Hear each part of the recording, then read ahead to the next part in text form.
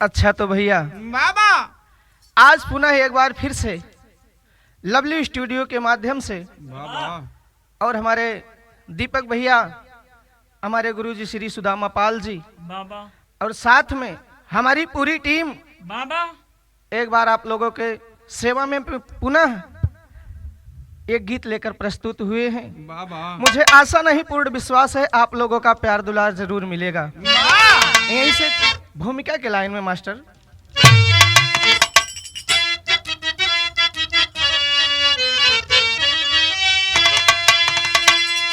महिमा निराली है पावन प्रयागराज, वेदों में जिसकी बखानी है महिमा, महिमा को जाने हैं साचे पुजारी जन, साचे भगत एक बानी है महिमा, महिमा प्रयाग की वेदों में अंकित है, श्रद्धावान लोगों ने जानी है महिमा, महिमा से मंडित त्रिवेणी की धारा, नायक जी गंगा का पानी है महिमा।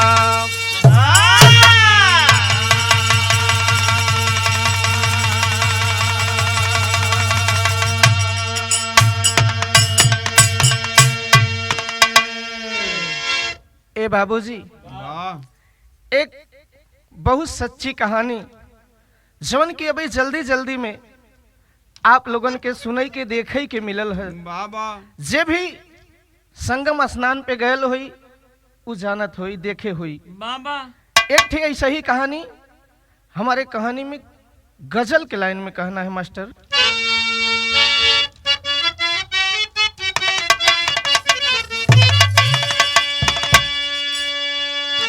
नकाबे हुस्न मुसलसल उठाई जाती है,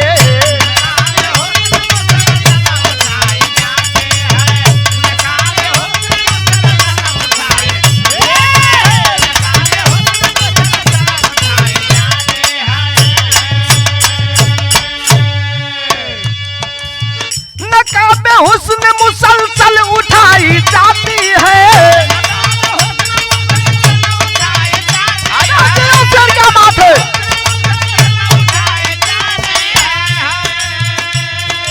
जाती है जाती है जाती है, मैं तो पीता नहीं, क्या बात है, मैं तो पीता नहीं जबरी पिलाई जाती है। अरे दियो से क्या बात है,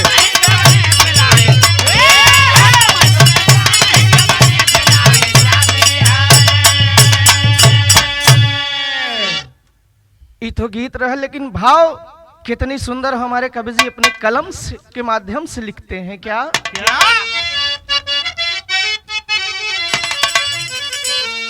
कि हरि के नख का, हरि के नखी का, हरि के नख का चंद्रकांत मणि सुधारस है।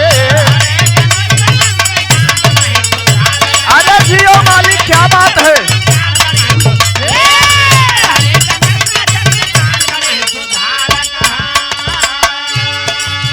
हरि के नख का चंद्रकांत मणि सुधारस है,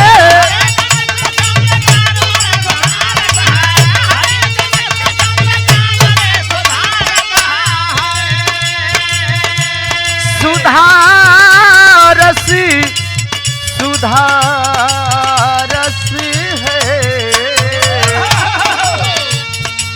संत भक्तों के लिए, संत भक्तों के लिए वही उनका सर्वस है।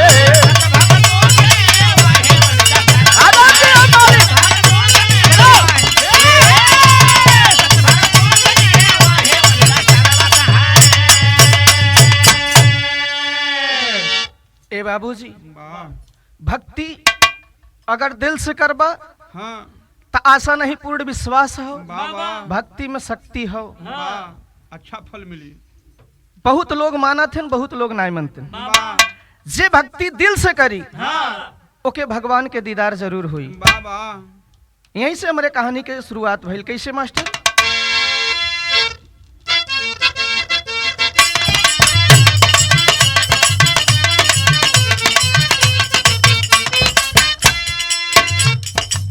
दो हजार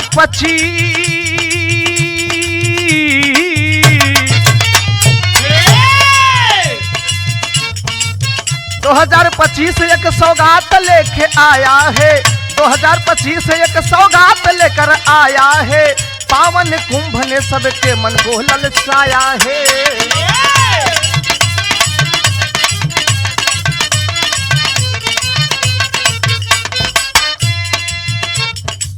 प्रयागराज में बहुसंख्यक लोग आएंगे। प्रयागराज में बहुसंख्यक लोग आएंगे। साचे भाव से गंगा जी में नहाएंगे।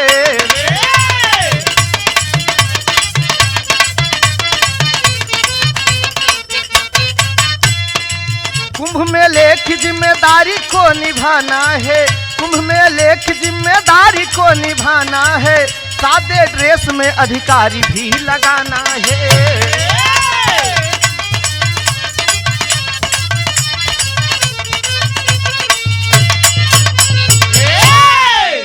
अच्छा तो बाबूजी बाबा आप सब बात के समझ लें कि उस कुंभ मेले में आईपीएस अधिकारी अभिलाषा वर्मा बाबा की देख रेख में मेले की व्यवस्था को ठीक ठाक रखने के लिए, ठीक ठाक चलाने के लिए सादे ड्रेस में अधिकारी को लगाना भी जरूरी है।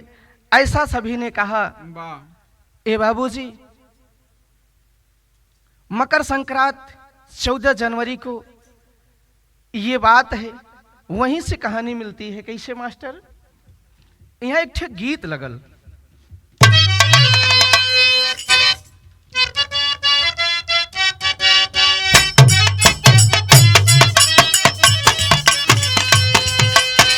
हमारे मास्टर गीत बजावत हैं। गीत बड़ी पुरान हो, बाबा शायद हो खाली सुने हो।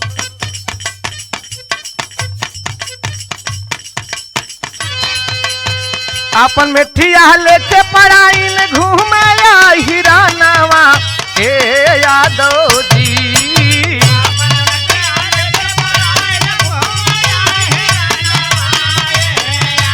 ओहो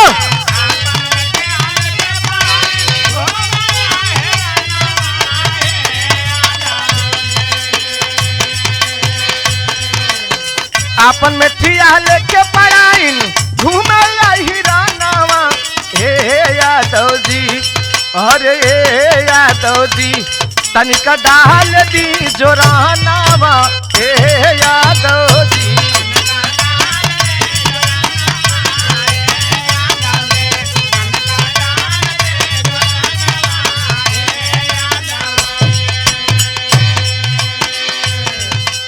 इत बात भाव कर रहल बाबा गीत, लेकिन भाव में कितनी बढ़िया बात लिखले हमरे कवि जी।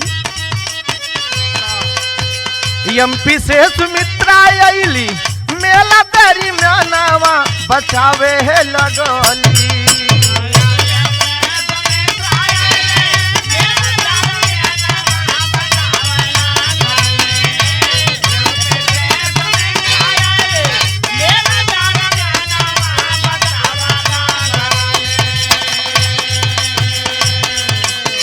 एमपी से सुमित्रा आईली मेला तेरी म्यानावा बेचैला गली। कंठी माला कुछ समानावा बेचैला गली।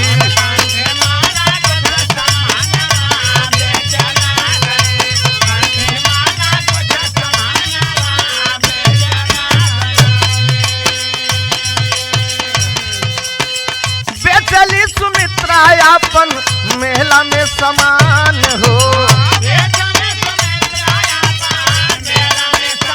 क्या बात है?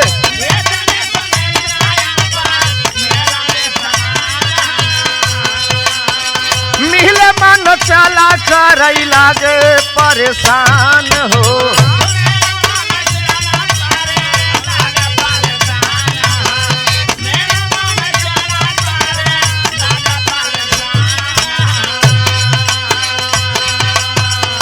बाबूजी, वो आईपीएस अधिकारी सुमित्रा जी सादे ड्रेस में, अपने सादे ड्रेस में अपन ड्यूटी निभावत हैं। बाबा बस यही सोच के कि हमारी प्रशासन व्यवस्था किस तरह से काम कर रही है, किस तरह से नहीं कर रही है, उसी देख रेख में अपने सादे ड्रेस में कुछ कंठी माला लेकर सामान को बेच रही है, अपना देख रेख कर रही है। कैसे मालिक?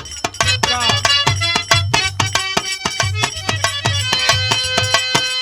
बेचली सुमित्रा अपन मेला में समान हो,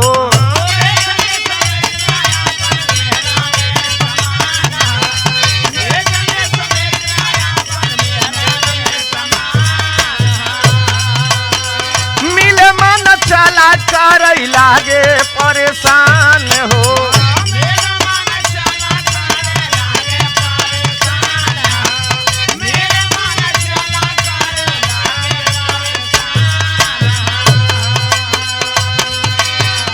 कैली शिकायत जाके थाना दरमियानवा बेचल गली,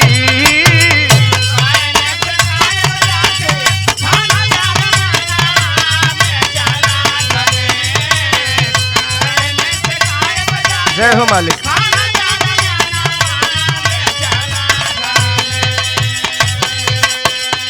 कैली शिकायत जाके थाना दरमियानवा बेचल गली, कंठी माला कुछ समानावा बेचल गली, कंठी माला क्या बात है?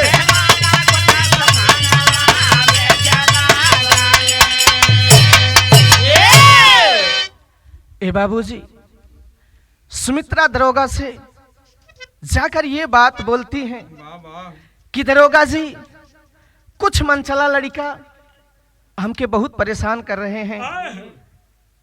लेकिन दरोगा जी ये भी बात उनकी नहीं सुन रही हैं। जाकर जब कहती हैं दरोगा से, तो दरोगा साहब कहती हैं कि तुम कोई अप्सरा नहीं हो जो कि तुम्हें लोग परेशान कर रहे हैं। अगर तुम्हें लोग परेशान कर, अगर इतनी ही सुंदर हो तो यहाँ क्यों आई हो? इतनी बात कहकर दरोगा साहब भगा देते हैं। जौनी सम्मत भगा देते हैं बाबू, तो यहाँ एक गीत लगल।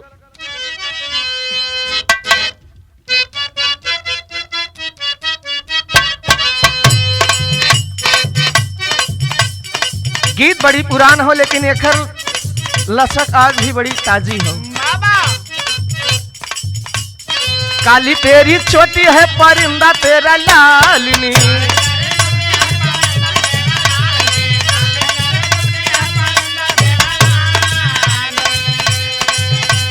रूप की ओ रानी तू परिंदे को संभालनी,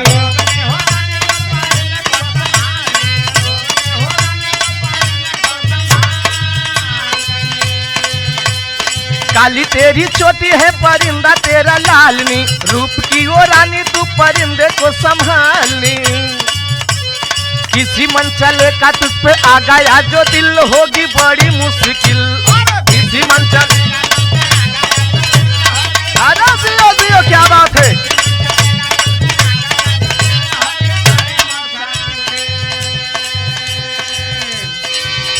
लेकिन ये बाबूजी जब इतनी बात दरोगा साहब कह के और सुमित्रा को भगा देते हैं, सुमित्रा जब वहां से निकलती है तो होता क्या है?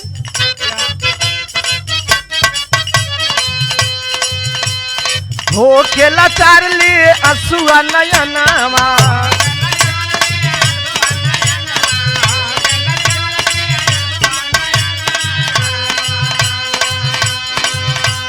रक्षा करे वाला कैले भारी अपमानावा,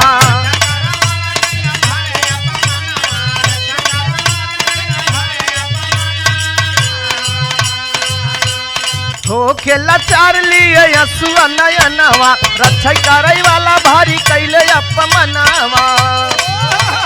कैले दूसरे थाने पे बतवली बतिया होई गईली रतिया,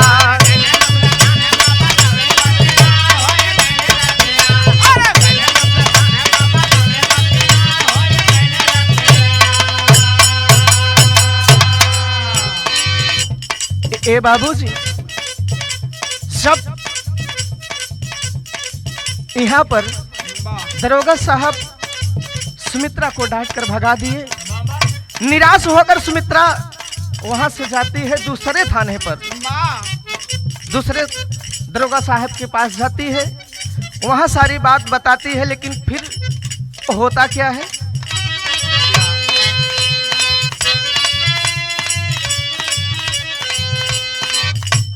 रहली अभिलाषा वर्मा थाने दरी में नावा,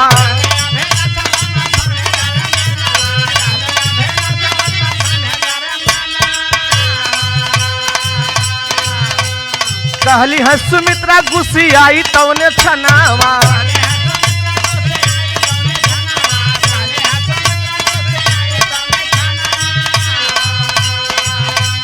रहली अभिलाषा वर्मा थाने दरी में नावा, कहली है सुमित्रा गुस्सी आई तौने छनावा, कहे बा मराइल प्रशासन की मतिया होई गईली रतिया, कहेली मराइल प्रशासन की मतिया होई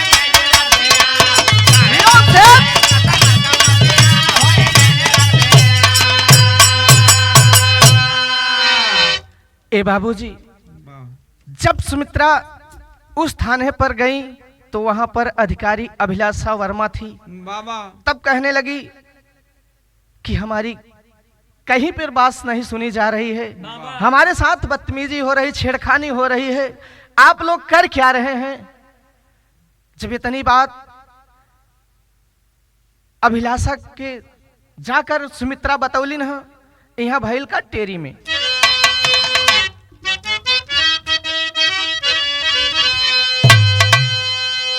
अरे जहनवा कैसन हलिया, ए बाबू जहनवा कैसनी हो, अरे जहनवा कैसन हलिया, रक्षक खुद मैडम जब करी है अपा मनवा, अरे मनवा अपा मनवा, रक्षक खुद मैडम जब करी है अपमनवा, जहनवा का कैसन हलिया। ए बाबूजी, यहाँ चौक में कहना है कैसे,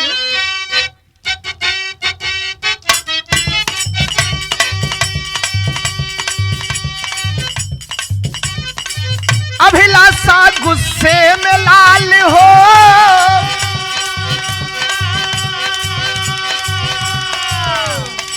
साथ में लेकर आई है,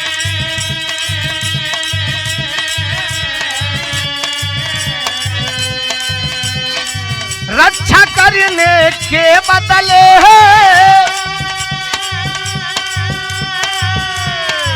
उसने यह बयान सुनाई है,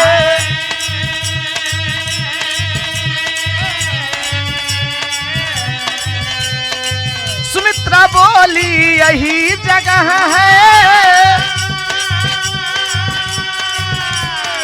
थाना भी दिखलाई है,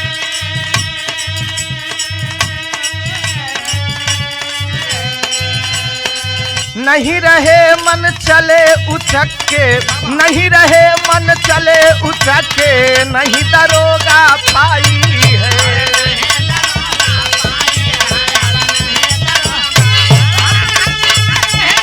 क्या बात है।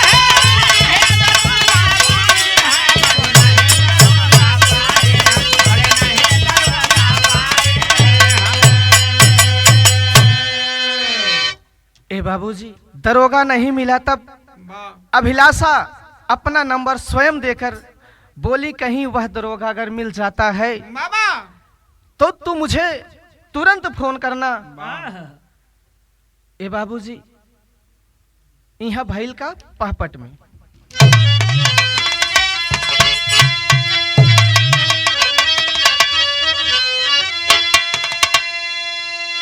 अरे बेचत सुमित्रा मेला में समनवा मनवा शंका में, अरे बेचत सुमित्रा मेला में समनवा मनवा शंका में, देखली तब दरोगा के नयनवा मनवा शंका में,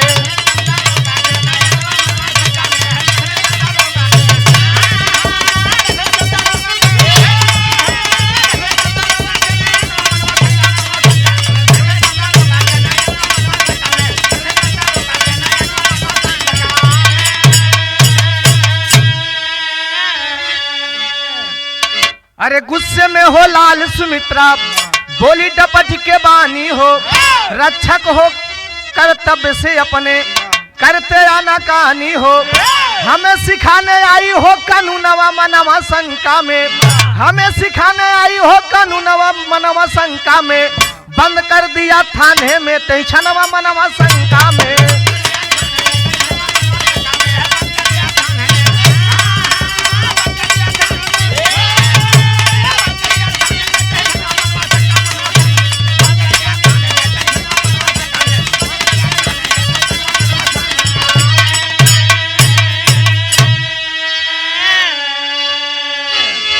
ए बाबूजी, वाह सवनी सम्मत सुमित्रा वही सामान फिर से बेचने लगी, देख रेख में लग गई, लेकिन उसका मन शंका में है, कहीं अगर वो मुझे मिल जाता है वाह वाह तो मैं इसको आईपीएस अधिकारी के पास ले चलूंगी, वाह वाह दिखाऊंगी कि आखिर प्रशासनिक व्यवस्था हमारी कैसी है। सामान बेच रही है सुमित्रा और सोच रही है, लेकिन इसी बीच वो दरोगा दिखाई पड़ गया। जिस समय दिखाई पड़ गया तो सुमित्रा डांट कर बात करती है, यही तुम्हारी प्रशासनिक व्यवस्था है, यही तुम देख रेख कर रहे हो। दरोगा गुस्से में बोलता है कि तुम मुझे कानून सिखाने आई हो, तुम हो कौन जो मुझे कानून सिखाने आई हो। इतना कह करके सुमित्रा को ले जा करके थाने में बंद कर दिया। जिस समय थाने में बंद कर दिया बाबूजी तो भया का आल्हा में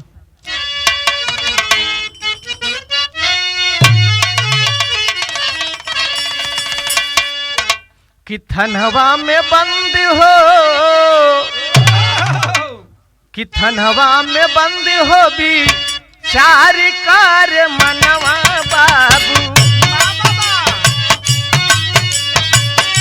अभिलाषा को फोनवा लगाई वो सवार,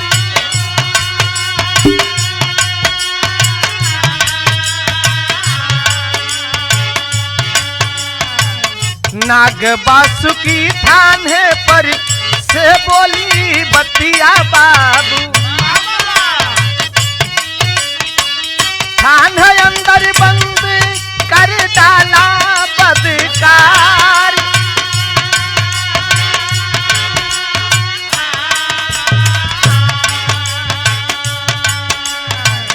अली अभिलाषा तुरत थानेदार में नवा बाबू।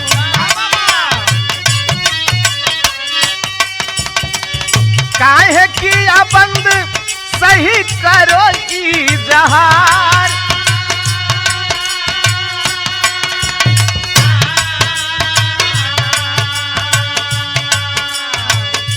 पुलिसन से मार पीट कैली छोकरिया ये पंचो।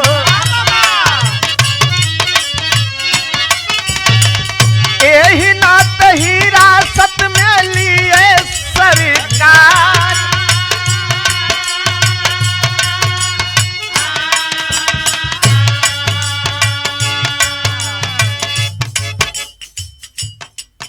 ए बाबूजी जौनी सम्मत सुमित्रा फोन लगाकर आईपीएस अभिलाषा को फोन लगाती हैं, जब फोन पर खबर पाती है कि किस थाने से, नागबासुकी थाने से मैं बोल रही हूँ, मुझे दरोगा ने बंद कर दिया है, किस लिए सारी बात बताती हैं। जौनी सम्मत बात बतौली ए बाबूजी, वहां पर अभिलाषा आईपीएस आती है, दरोगा से बातचीत करती हैं। दरोगा से जब पूछती है तो दरोगा साहब कहते हैं कि सरकार पुलिस के साथ में लड़की मारपीट कर रही थी, इसीलिए मैंने इसे बंद किया। लेकिन उस दरोगा को क्या पता है कि ये लड़की है कौन। जौनी सम्मत वो दरोगा कहलस कि ये लड़की पुलिस के साथ मारपीट कैलस, इसीलिए मैं इसे गिरफ्तार करके बंद किया हूँ। इतनी बात सुनकर आईपीएस अभिलाषा हंसने लगती हैं, सभी लोग सुन रहे हैं, आईपीएस अभिलाषा भी सुन रही हैं। ये बात के सुन के सुमित्रा जब सुनी तो हंसी आ गया, हंसने लगी। जब हंसने लगी तो हुआ क्या, खड़ी में मास्टर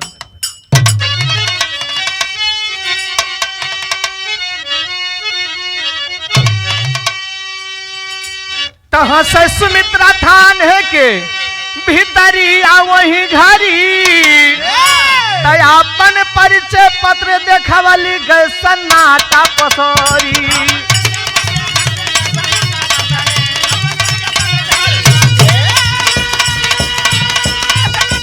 जियो सर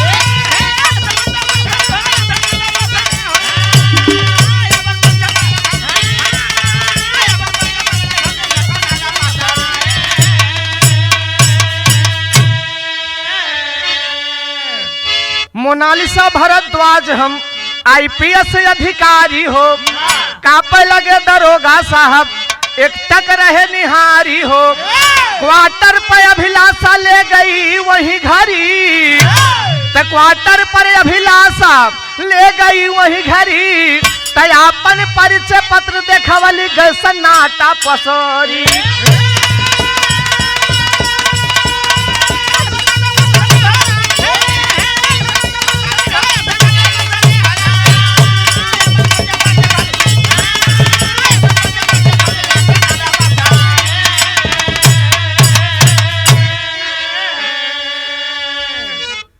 कहली अभिलाषा यापन परिचय कर बयान हो कहे मोनालिसा अनाथ आश्रम हुए मोर जहान हो देश सेवा में बीते कुल उमरिया हमारी देश सेवा में बीते कुल उमरिया हमारी तयापन परिचय पत्र देखवली गए सन्नाटा पसर।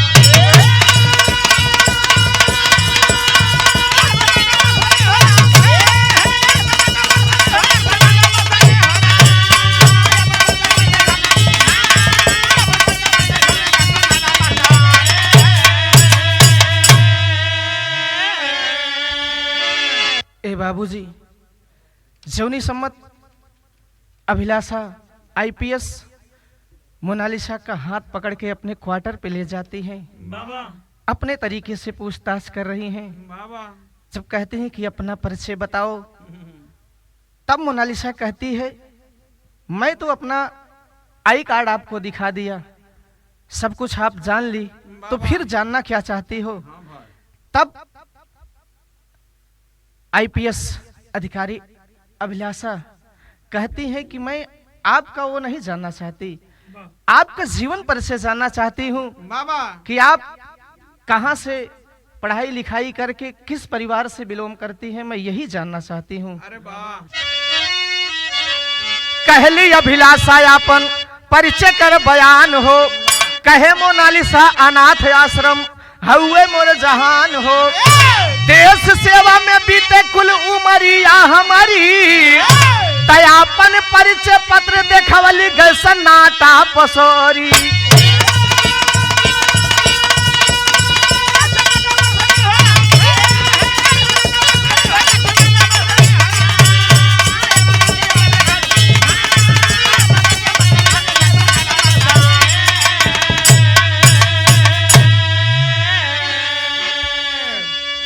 ए बाबूजी मोनालिसा आईपीएस अधिकारी अभिलाषा से बताती हैं कि मेरा ड्यूटी इसी तरह से लगा है अपने तरीके से मैं अपना काम कर रही हूँ यही मेरा जीवन परिचय है।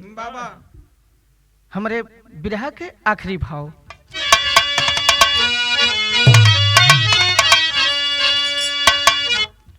गुरु बिहारी गुरुपत्तु जय मंगल स्वर्ग सिधारी नायक लाल कवि बाबा पाल जी सींच रहे फुलवारी अरे जहनवा की कैसन हलिया ए बाबू जहनवा के कैसन हलिया तयासिस पाल सुदामा के पूज चरणवा जहनवा का कैसन हलिया।